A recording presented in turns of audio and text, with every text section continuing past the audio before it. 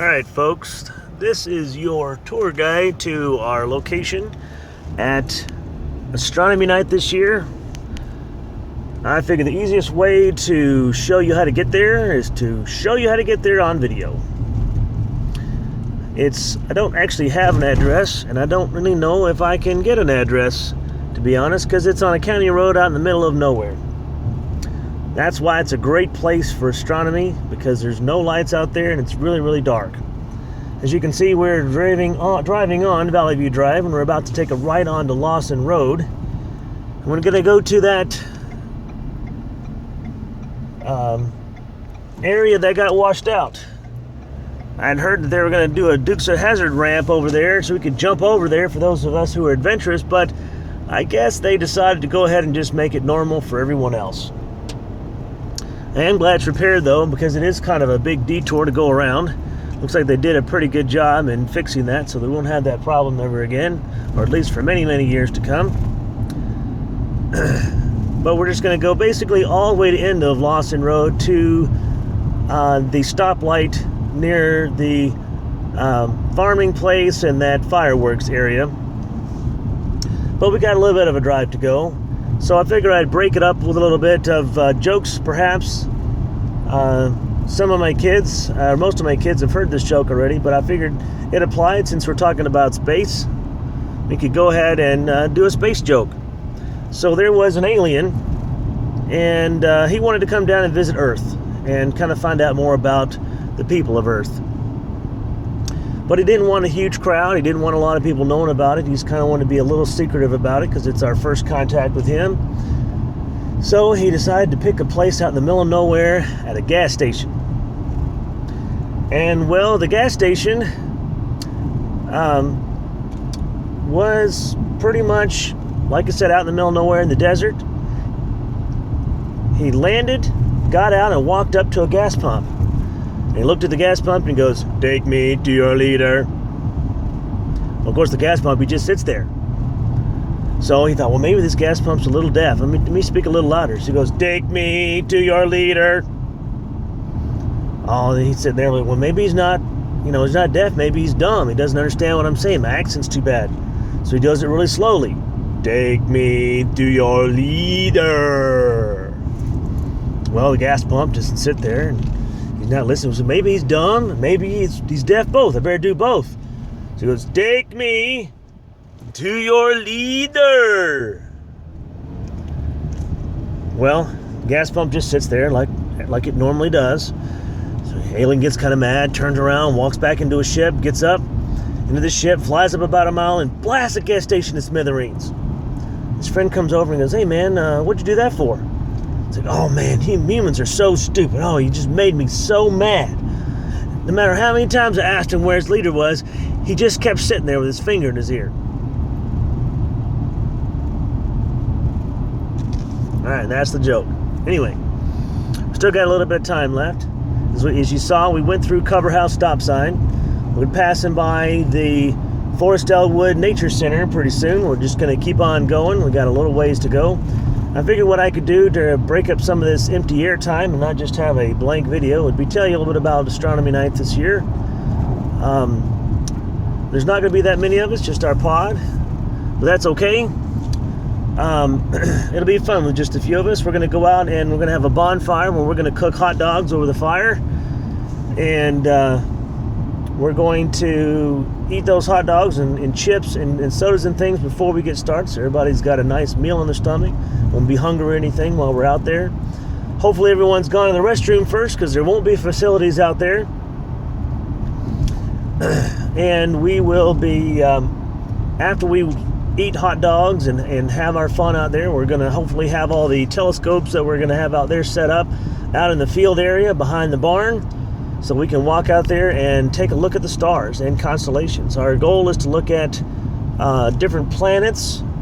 If the moon is out, we're going to look at the moon. We're going to look at galaxies and nebulas and clusters and constellations, and we're going to try to find as many as we can, write them down, and then even the time of which we found them, so that we can actually have that ability to know that they were actually out there You guys all had to pay, all your kids and had to pass a test to know what those constellations are, so they would be easier for us on that night.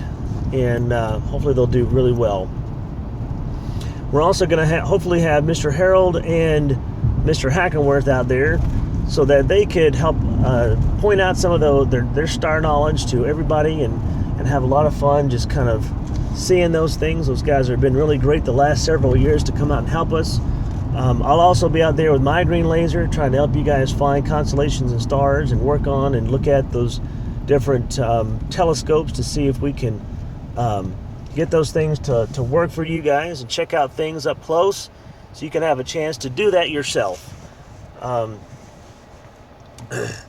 At some point in the night, when we kind of get antsy to do something different, then we will, I'll be cracking out some Chinese lanterns. We're going to light those in 3 or 4 and send those out into the world. As you can see here, what we're doing now is we're going to take a right going towards Harrisburg. As you can see, there's Fireworks World right there, and you can see that it's closed right now. There's nobody buying fireworks because it's not that time of the year, it's not that season. As we continue to go out here, we're going to go out towards the landfill, and we're actually going to turn on the road that gets into the landfill before we finally reach our destination. But anyway, once we get out there and we set those Chinese lanterns off, we're going to see how those float up and float away. It's pretty neat. Hopefully it won't be too warm out there. They don't like to float if they're too warm, if it's too warm out. Make sure you bring a jacket in case it is cold. You want to make sure that you're not going to feel uncomfortable while you're out there. May even have a couple of other activities out there. I think I have a few things that we might be able to shoot up into the sky with LEDs and kind of see them come down just for fun. Before the end of the night, though, we're going to have a bonfire area where we're going to tell ghost stories and eat marshmallows. We're going to have a chance to sit down and roast marshmallows and try to enjoy that time together around the fire. And after everyone's had their chance to eat some roasted marshmallows, I'm going to tell ghost stories. And since there's just a few of us, anybody has a ghost story they might like to share after I get done sharing. If you feel like sharing some of your own, feel free. But when I tell the ghost stories, I'm going to put some stuff called Big Fire or Mystic Fire in there. And what's going to happen is you're going to see this fire turn from its normal orange and yellow glow to multicolors: purple, green, orange, red, white, just all kinds of a rainbow of colors. It's really neat, and it's fun to tell ghost stories around because of the flickering changes in color. So that's something unique that you don't normally get to see in my classroom. And after that, hopefully people will have an opportunity or desire to stay and help me kind of clean up the area a little bit to make sure that our host will always want us to come and use their land for our Astronomy Night. They've been really nice the past 4 or 5 years, helping us out with their land, because it's nice and dark. You want a nice dark area with not a lot of light pollution. The light pollution can really take away from your ability to see more stars. In fact, the only bad thing is when you look towards Jonesboro, you'll see, and towards the landfill, you'll see the lights of Jonesboro. But the landfill's pretty tall right now, so it'll hide a bunch of those lights for us. Hopefully by 7:30, 8 o'clock, we're going to be able to see those stars out. As you can see here, we're about to turn on County Road 476. This is the landfill road. As you can see, we passed by disposal solutions, and we're going to pass over the top of the railroad track here. To the right there is the landfill. And the entrance is right up here to the right here. As you can see, the little entranceway there. We're going to pass all the way past it. We're going to go almost to the top of this hill, up to the stop sign, and take a right on a gravel road. This gravel road will take us to our final destination. It will have just 2 more rights up here, one right at the stop sign and then right at the location. I've always thought this would be a great place to go if it was raining. I mean, it was snowing really well. This would be a good place to go sledding. Obviously, it's a pretty tall hill, could cause quite a bit of a speed here, so it's probably not a beginner slope, as you could say, but I think it'd be a lot of fun. I always thought it would be neat. In fact, we had squirrels in my attic, and this is where my dad brought all the squirrels to let them go. And he said one time one of them even got eaten by a predator bird. All right, so I'm gonna take a right here on this gravel road to go to our last stop. Believe it or not, this is not the first time I've made this trip today. And the reason I had to make it before the second trip today is because apparently when I hit start, it only went to about 19 seconds of video. And then when I finally realized that it was almost here, so I turned around and start over again. But anyway, as we go through here, you're going to see that we're going along this gravel road. There's a few houses and things that people have built back up through here. We'll actually go down and past the landfill all the way. Won't actually be really be that close to the landfill.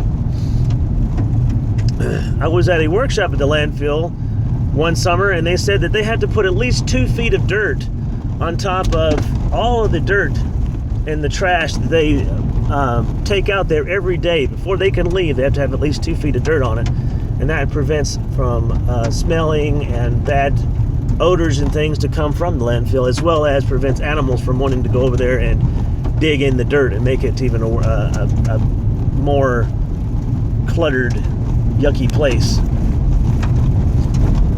As you can see, it's quite a bit of ways down here. It's probably half mile or so on this road. You'll know that you're getting close when the road kind of opens up, in that you can see more area. Like right now, there's lots of trees on the sides of the road here that you can't hardly see. Far into the side road here, beside the the area beside the road.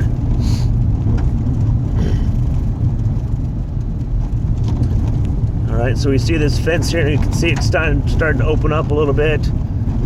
This is part of the land that is owned by our host. I'm not going to tell you his name, just in case, just to keep his privacy. Over there is the barn. Your students will know, but I don't want anybody who might be seeing this online to know who it is. This is why you can have more privacy there. As you can see here, there's going to be a road up to the left. We're not taking that road. You can see a sign that says County Road 456. And you can see this fencing here. This is actually where we're going to be.